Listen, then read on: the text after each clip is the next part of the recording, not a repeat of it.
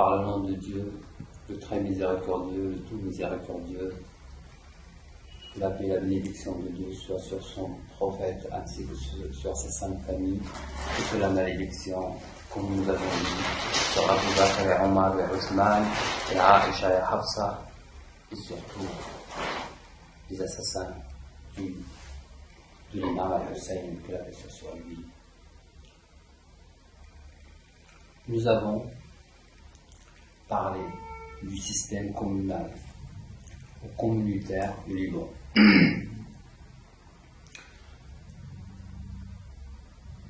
Nous avons parlé surtout des groupes chrétiens. Toute la société libanaise se forme de 18 communautés. 15 ils sont gérés par les lois, c'est-à-dire 15 d'entre eux sont reconnus par l'État. 3 d'entre eux, comme nous avons dit, les Ismaélites, qui nous concernent aujourd'hui. Nous allons parler beaucoup des Ismaélites. Des Alaouites aussi, les Nusayrites, c'est-à-dire ceux qui sont en Syrie et qui sont ici aussi, une minorité. Et la communauté copte. Ces 3 ne sont pas, bon, dans le livre, c'est un livre qui date quand même de 1998, peut-être ils sont aussi aujourd'hui reconnus. Ça, il faut que je fasse plus de recherche. Ce qui est étonnant, et là, nous allons parler de l'injustice que les chiites de Décéma ont subi au nom de leur foi, à cause de leur intégrité et leur aussi pacifisme, il faut le dire. Au Liban, qui est quand même le pays chiite par excellence, les premiers chiites, ils étaient libanais. Les chiites de Abu Zar, chiites Amir al-Mu'minin, le prince des croyants, ce sont les premiers partisans du prince des croyants, qui sont de Jabal Amel, donc le sud du Liban, et une partie de la Syrie. Comment la communauté chiite n'a pas été reconnue par le gouvernement de l'indépendance du Liban après l'indépendance de la France? Et ça, c'est à cause du gouvernement français colonialiste et impérialiste. Car les Français, quand ils étaient au Liban, ils ont privilégié les Druzes, privilégié surtout les chrétiens, et ils ont, comme ils ont fait ailleurs, marginalisé les musulmans. Nous avons les chiffres, les preuves. Les premières communautés qui ont été reconnues sont les chrétiens et les Israélites en 1951, le 2 avril.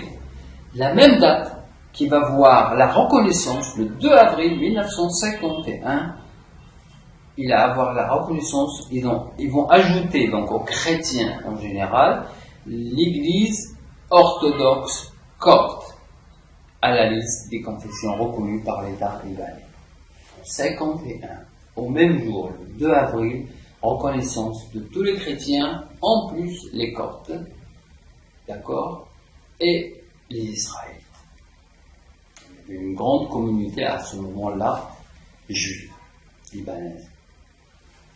Les sunnites, soi-disant sunnites, qu'on nous appelons par habitude ou coutume sunnites, entre parenthèses, ils ont été reconnus le 13 avril 1955, c'est-à-dire 4 ans après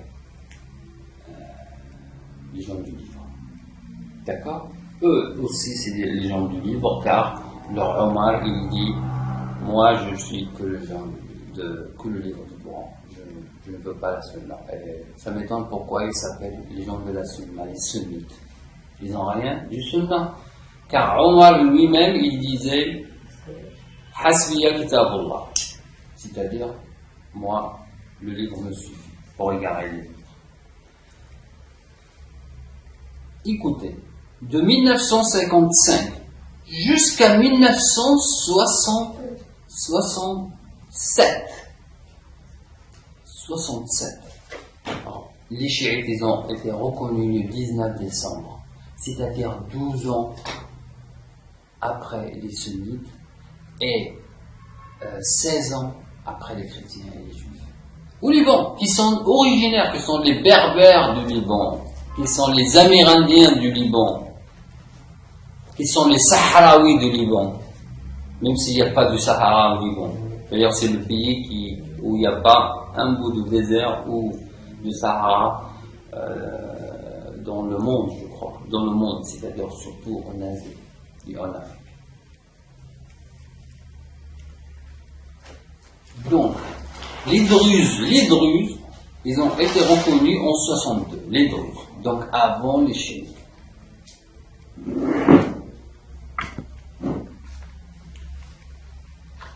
Donc, voilà une injustice très grave et qui continue de toute façon à arriver, malgré que nous avons aujourd'hui un gouvernement puissant qui s'appelle le gouvernement iranien.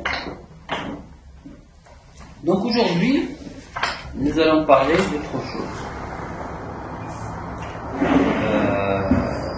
Donc, nous avons dit, quand nous parlons de la communauté musulmane, c'est divisé en 3 catégories, d'après en fait, ce français.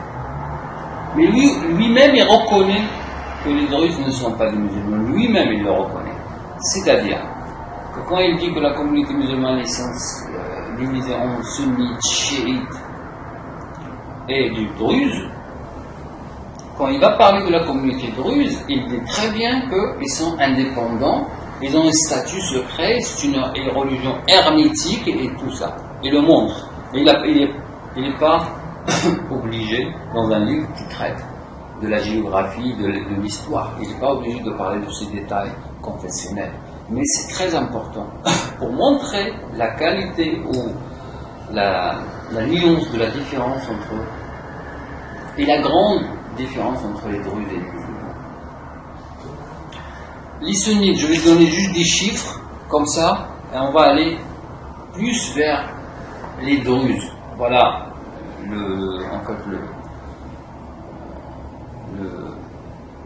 cœur de notre sujet aujourd'hui. La communauté sunnite. Donc la communauté sunnite au Liban, nous savons bien que c'est arrivé après l'invasion ottomane. Les Ottomans eux-mêmes, qui ont envahi le monde arabo-musulman, ils n'ont pas fait de communauté. Ils ont massacré les communautés chiites. La preuve, elle est là. Avant que le colonialisme européen arrive chez les orientaux, et surtout dans les pays arabo-musulmans, avant qu'il vienne, déjà il y avait un colonialisme ottoman qui, lui, il a établi, car c'était quand même l'empereur ottoman, c'était le calife. Donc le calife bien guidé, soi-disant, qui gère toute la communauté. Et donc, ils ont massacré les chiites, ils ont établi bien comme il faut les sunnites. Mais ce que nous ne comprenons pas, pourquoi ils avaient une liaison secrète, entre parenthèses maçonnique, et j'assume quand je dis le terme maçonnique, j'expliquerai ça après, un lien maçonnique de société secrète entre Sophie ottomane, car tous les empereurs ottomans, ils avaient des chers Sophie qui les dirigeaient derrière les coulisses, jusqu'à même aujourd'hui, Erdogan, il a un cher Sophie qui le consulte. Ça, c'était la coutume et ça restera la coutume chez les Turcs. Donc, une liaison secrète entre les Ottomans et les Druzes. C'était jusqu'à je crois, 13e, 14e siècle que les Druzes ils ont perdu un peu de ces avantages. Quand les Turcs ils ont commencé à comprendre qui sont les Druzes, ils se sont un peu éloignés d'eux. C'était le recul d'ailleurs de l'Empire ottoman, le fanatisme de l'Empire ottoman, si vous voulez. Ils sont devenus les Druzes au Liban comme des citoyens ou des personnalités politiques. Les sunnites, eux, ils sont dirigés par le directeur spirituel de la communauté. Le directeur spirituel de la communauté, c'est ce que nous appelons le mufti. Le mufti de la République libanaise. Celui-là, il est élu à vie. Il a auprès de lui un espèce un conseil juridique supérieur. Et il réside bien sûr à l'ensemble des services. En fait, la résidence et l'ensemble des services placés sous l'autorité du Mufti constituent Dar al-Fatwa. C'est ce qu'on appelle la Dar al-Fatwa. Comme nous avons dit, les sunnites, ils sont ici au Liban, sont hanifites. Ils sont la première école juridique qui a été fondée par Abu Hanifa al-Nu'man ibn Thabit, qui était un étudiant chez notre 6e imam Ja'far al-Sadiq alayhi salam. Il est question de Ja'far al-Sadiq alayhi salam dans cette histoire. Donc, ça c'est des chiffres. Ils sont 500 000, ils étaient 500 000 en 1999 ou 18, avec 300 000 de plus qui nous viennent de la Palestine, c'est-à-dire qui viennent au Liban des Palestiniens. Les Palestiniens sont sunnites. Donc ça fait 8 000, ils étaient 800 000, d'accord? À ce moment-là, les chiites, ils étaient 900 000. Donc les chiites, eux, juste indépendants du décémat, ils étaient plus que les sunnites du Liban et les réfugiés palestiniens. À ce moment-là. Les chiites, voilà ce qui nous intéresse. Les chiites au Liban, ils ne sont pas indépendants financièrement. Contrairement aux chiites ou en Irak, surtout en Irak, parce que même en Iran, ils ne sont pas indépendants. Les chiites en Irak, ils sont indépendants, ils ont un budget qui leur vient des Homs et tout ça. Mais les chiites au Liban, ils ont deux, en fait, les chiites au Liban, ils sont, donc je vais prendre le livre comme ça. D'abord, la communauté est dirigée par le Conseil islamique supérieur des chiites. Un peu comme, donc c'est un conseil, hein, c'est pas un seul, le Conseil islamique supérieur des chiites, dont la présidence doit être un ulema, c'est-à-dire un savant, donc le savant. Voilà, le savant est un peu comme Al-Azhar al-Sharif, ou Al-Azhar tout court en Égypte. Donc le budget des services, de même que pour les sunnites, administratif, le budget du service administratif et de conseil est pris en charge de ce conseil. En fait, le Conseil supérieur islamique est pris en charge par l'État. Voilà, par l'État. Ça, c'est très important de le mentionner. Et on arrive à la communauté druze. La communauté druze.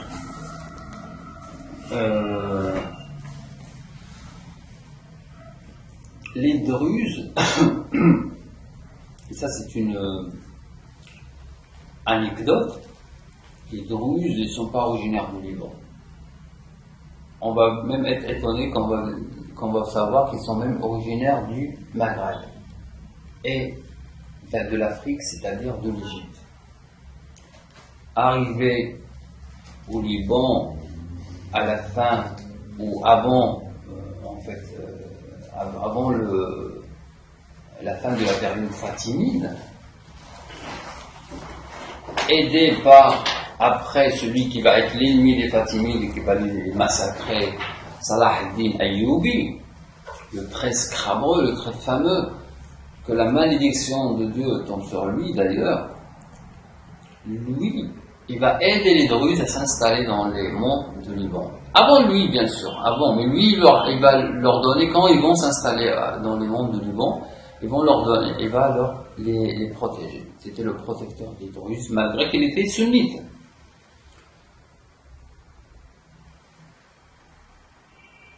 Nous avons les 2 décimins, ceux qui croient en 12 imams, et nous avons les septimains, ceux qui croient en 7 imams. C'est-à-dire que les Ismaéliens, ils sont d'un chiisme septimain. Nous, on les a sortis du chiisme, car celui qui croit en 11 imams, il laisse un des 12, c'est-à-dire il croit en 11 même, il laisse un, il n'est pas chiite. Il sort de la religion de Mohammed ou Al-Muhammad. Les Ismaéliens, qui ont été quand même la cause de beaucoup de dégâts, en l'occurrence les Nusayrites, qu'on appelle les Alaouites, car Ibn Nusayr, qui était un compagnon de l'imam, l'Askari alayhi salam, et un traître, un gnostique,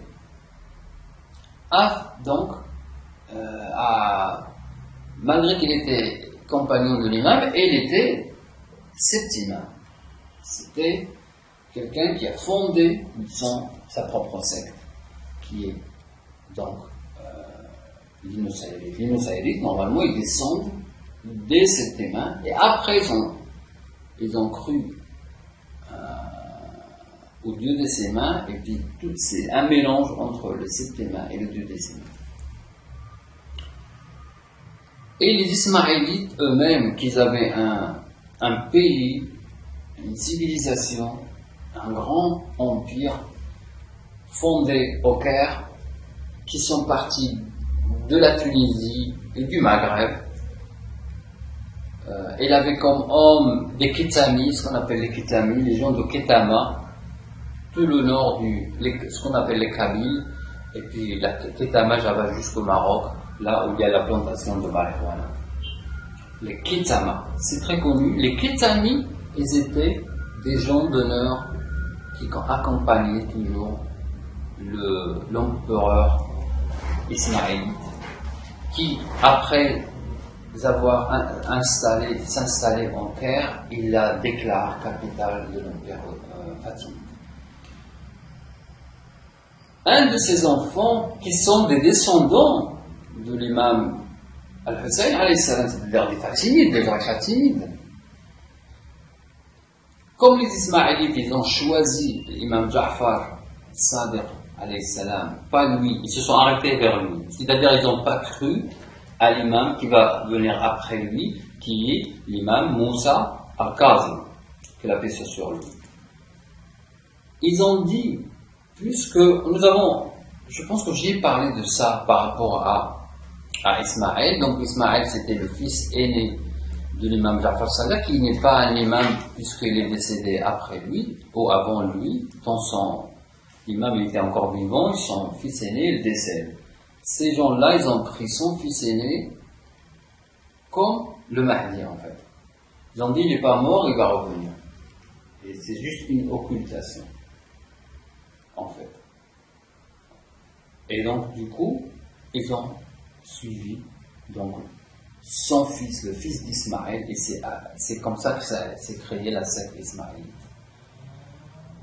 Donc, la secte ismaélite qui s'installe et qui fonde l'empire fatimide, un des rois de ces empires, qui s'appelle Al-Hakim bi Amrillah, on ne sait pas si lui-même il se déclare Dieu, incarnation, avatar de Dieu sur terre, ou c'est son vizir Hamza. Hamza, certes, l'écrivain, parmi les écrivains de l'épître ou des épîtres de sagesse, qui est le fondement de cette religion druze, avec le livre qui s'appelle Al-Munfarid Bidateh, celui qui est à part, et là on parle du Coran dans le Coran. C'est-à-dire, eux, ils ont choisi un Coran qui est écrit derrière les lignes du Coran que nous avons, nous. C'est une religion, comme nous avons dit, très hermétique, mais qui a dépassé les limites dans l'interprétation satanique vraiment des versets du Coran. Et donc, nous avons les épîtres de la sagesse, qui n'est pas permis à n'importe quel druze, d'ailleurs il refuse le nom, l'appellation druze, comme nous avons dit.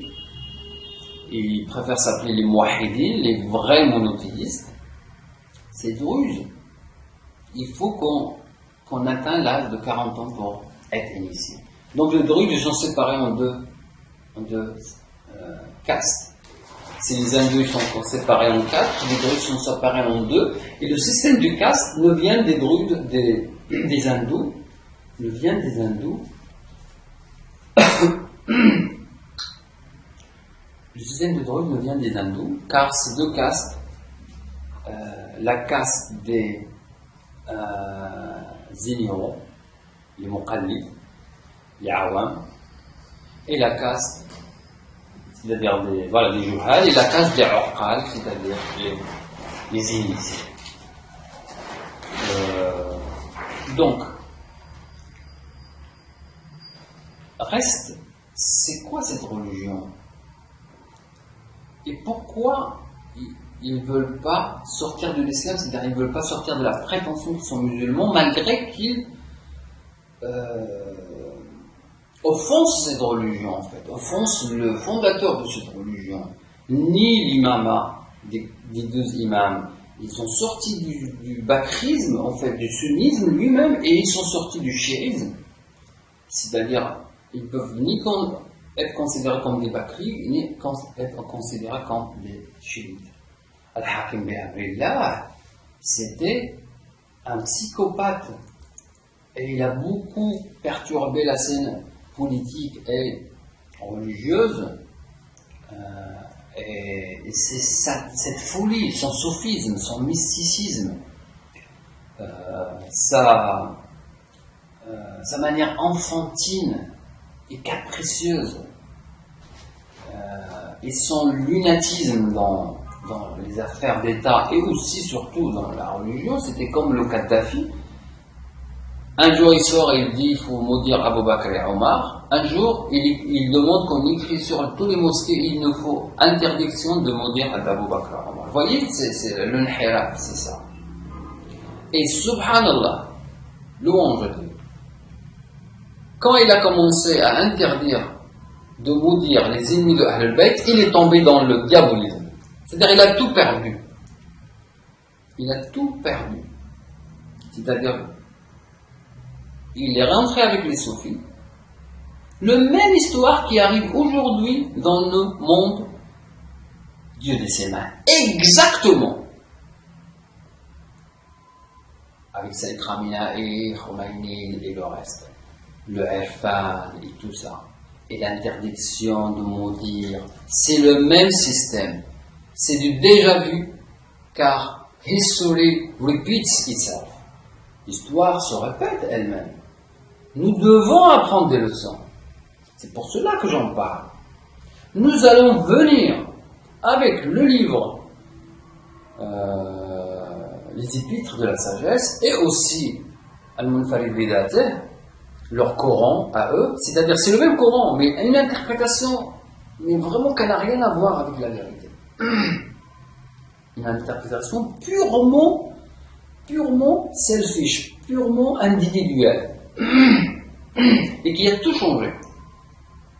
Nous allons lire l'Épître des Sagesses, par exemple, c'est un grand livre quand même, qui fait en fait des lettres et des khutbas, des allocutions de certains, un ou deux empereurs de l'époque fatimide, comme le Mu'izz li-Dinillah, qui est le grand-père du Hakim bi Amrillah, et après des lettres que Hamza, qui était un Perse converti à l'islam et qui est très très intelligent, très mystique, très zoroastre aussi encore dans l'âme, qui s'infiltrait qui est devenu le bras droit de Hakim bi Amrillah. C'est lui qui l'a déclaré Dieu sur terre.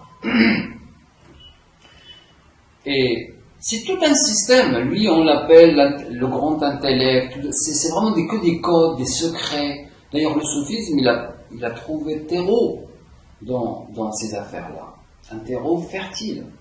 Et lui-même, c'est vraiment un mélange entre le sophisme, voyez, et le gnostisme aussi des Coptes, et aussi du kabbaliste, et de l'hindouisme, le védaïsme et le taoïsme. C'est vraiment un mélange magique des choses, pour bien camoufler la vérité, pour bien égarer les gens du vrai monothéisme, pour les ramener ce que nous appelons le panthéisme. L'imam Ali alayhi salam, qu'est-ce qu'il dit? Qu'est-ce qu'il dit dans sa première allocution dans Nahj al-Balagha, la voie de l'éloquence? Écoutez la parole de l'imam Ali alayhi salam. Grâce à Dieu dont la bienveillance est ineffable et les bienfaits sont incalculables. Grâce à celui dont les savants ne font valoir pas son dû, étant inconcevable, indéterminable et insondable par les catégories de la pensée humaine. Ses attributs sont illimités et inqualifiables. Il transcende le temps par sa durée incommensurable. Par sa puissance, il a créé les êtres ex nihilo de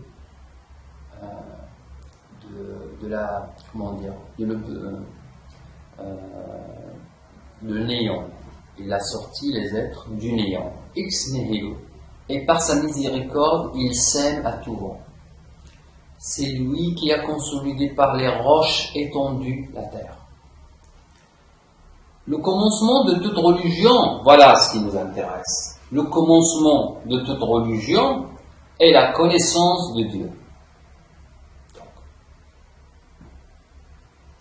Les Druzes ont fondé une religion secrète, mais qui l'ont cachée derrière une religion affirmée et reconnue sur terre, qui est l'islam.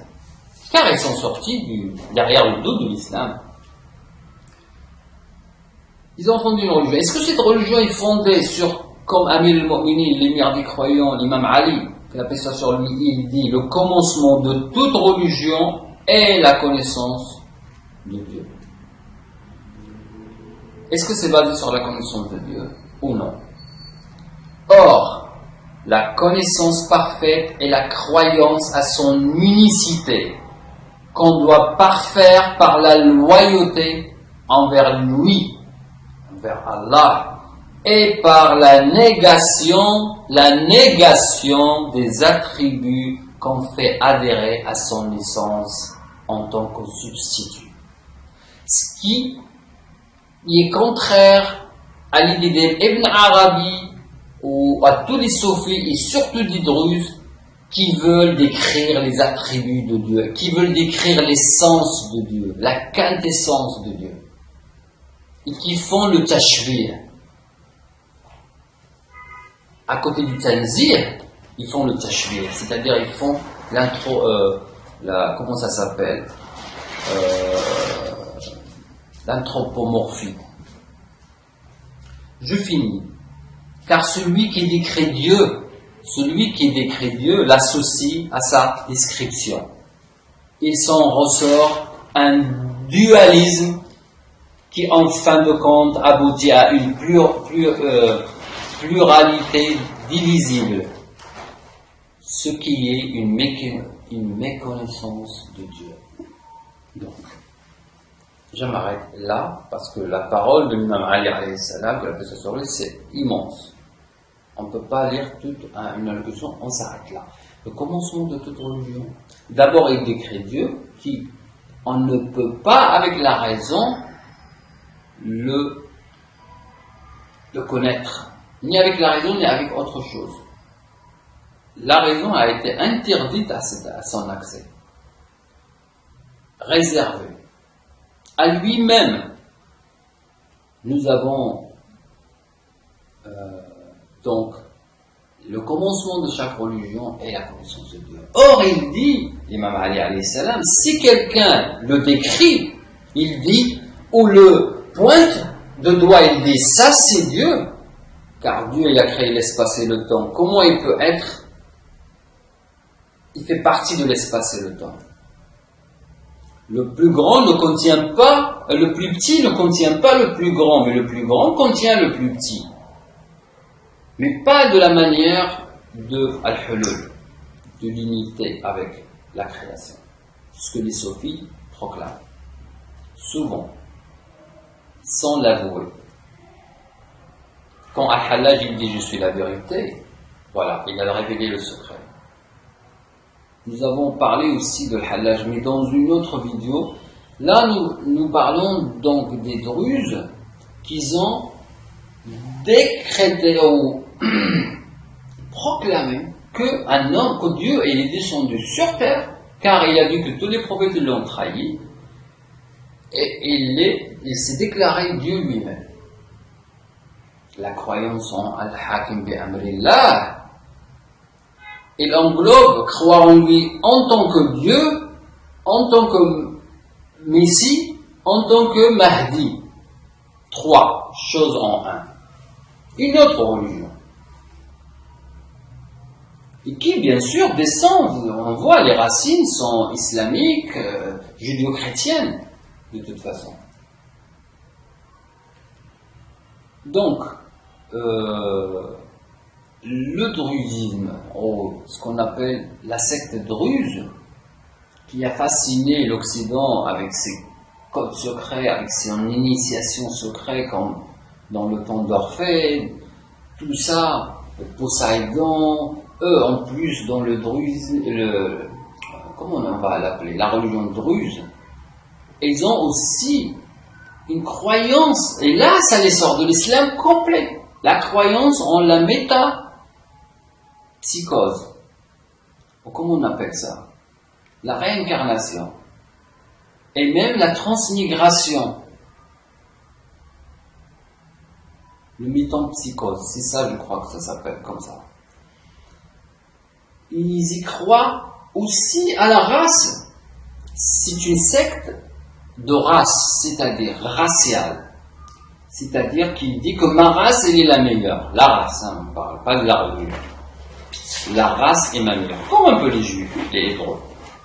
Ma race est la meilleure. Quand tu es né de père druze, de mère druze, tu es la cerise sur le bâton. En fait, tu es tu choisis par Dieu de naître comme ça, et en fait, comme il pense à la réincarnation, il pense que quand tu es né druze, c'est-à-dire que tu es né pour faire la nirvana, c'est-à-dire que tu es né ta dernière vie, et Dieu te la donne toujours en étant un druze. C'est-à-dire les druzes, c'est le peuple élu, quoi, secret de Dieu, que quand il veut combler de bien son serviteur, il le fait réincarner dans une famille druze pour qu'il finisse sa vie. Après il fait le nirvana, le fanafila. En fait, il ne pense pas à la résurrection. La résurrection, ça n'existe pas. Ici, tout se passe sur terre. Nous allons voir ça en détail à travers les livres, à travers une approche scientifique, Inch'Allah, si Dieu le veut. Donc, suivez-nous sur la chaîne des 14 enracinés divins, initiés de Dieu lui-même, pour découvrir les secrets intimes de la secte druze.